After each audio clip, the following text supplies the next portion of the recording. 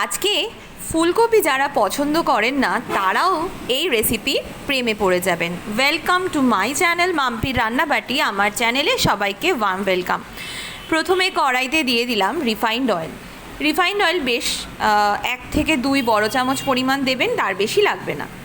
এখানে একটা আমি মিডিয়াম সাইজের ফুলকপি নিয়ে নিয়েছি, তারপরে সেটা ভালো করে কেটে ধুয়ে নিয়েছি।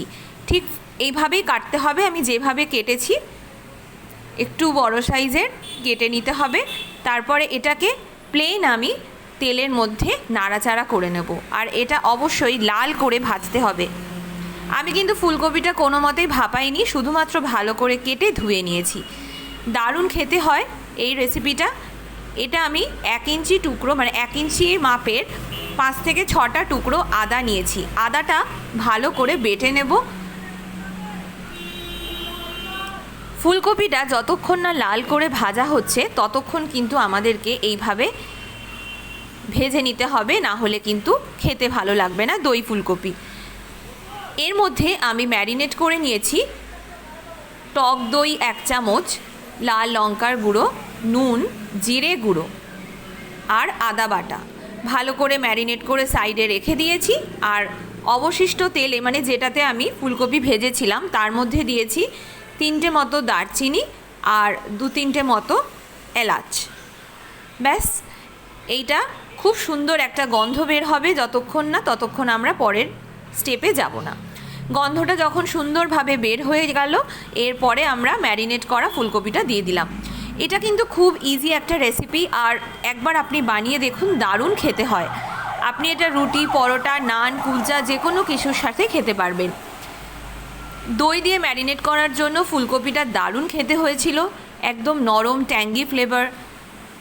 আর তার সাথে আছে জিরে গুঁড়ো আর আপনার আছে আদা বাটা।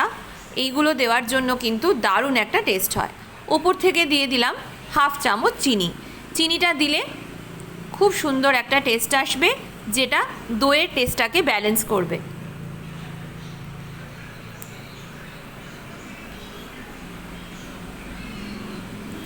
দই ফুলকপিতে সাধারণত হলুদ ইউজ করা হয় না, অনেকে হলুদ ইউজ করে থাকেন, তবে এটা হলুদ ছাড়া বানালে দারুণ খেতে লাগে আর দেখতে তো সুন্দর লাগে। এরপরে সামান্য একটু নুন দিয়ে দিয়েছি। চিনি তো প্রথমেই দিয়েছিলাম, দেখিয়ে দিয়েছি। চিনিটা কিন্তু অবশ্যই দিতে হবে। সে আপনার দই যদি কম টক হয় তাতেও কিন্তু চিনি দিতে হবে। এরপরে আমি এটাকে ঢাকা দিয়ে প্রায় 5 মিনিট মতো একদম লো ফ্লেমে রেখে দিয়েছিলাম। তাতে কি হলো, ফুলকপিটার মধ্যে সমস্ত মশলাগুলো সুন্দরভাবে ঢুকে গেছে আর একদম সফট হয়েছে।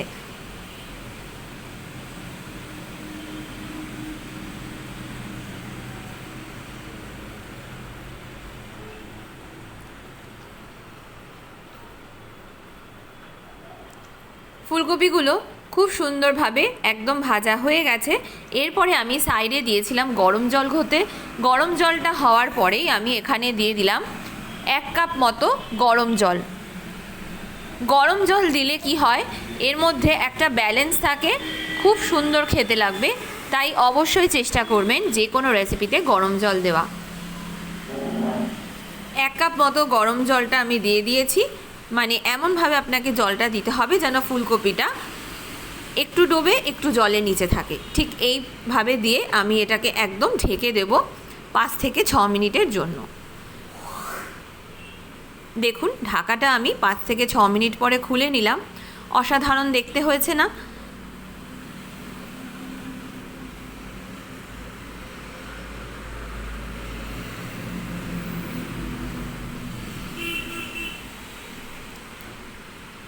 এটাকে আমি আবারও ঢাকা দিয়ে রাখবো, কারণ আরেকটু আমার নরম হতে হবে।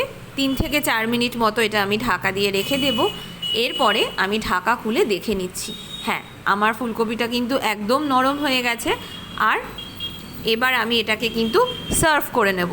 সার্ভ করার আগে 2টো স্পেশাল ইনগ্রেডিয়েন্টস আমাকে এর মধ্যে দিতে হবে, যেটা দিলে এটা আরও সুন্দর খেতে লাগবে।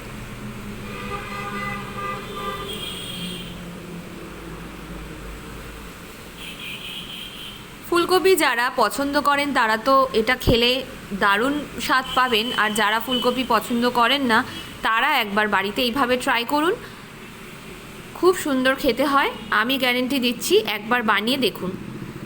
এরপরে এর মধ্যে আমি দিয়ে দিচ্ছি শাহি গরম মশলা। শাহি গরম মশলা 1/2 চামচ মতো দিয়ে দেব। আর অবশ্যই যেটা স্পেশাল ইনগ্রেডিয়েন্ট সেটা হচ্ছে ঘি। ঘিটা কিন্তু দিতেই হবে, ঘি দিলে এর স্বাদ আরও বেড়ে যায়। এরপরে এটাকে একটু নাড়াচাড়া করে নিয়ে আমি সার্ভ করে দেবো। আশা করি আজকের এই রেসিপিটা আপনাদের ভালো লেগেছে। যদি দই ফুলকপির এই রেসিপিটা আপনাদের খুব ভালো লেগে থাকে তাহলে মাম্পি রান্নাবাটি চ্যানেলটা সাবস্ক্রাইব করতে ভুলবেন না। আর যারা ফেসবুক থেকে দেখছেন, ইনস্টাগ্রাম থেকে দেখছেন, তারা অবশ্যই আজকে চ্যানেলটা, মাম্পি রান্নাবাটি চ্যানেলটা ফলো করে দেবেন। সবাই ভালো থাকবেন, সুস্থ থাকবেন।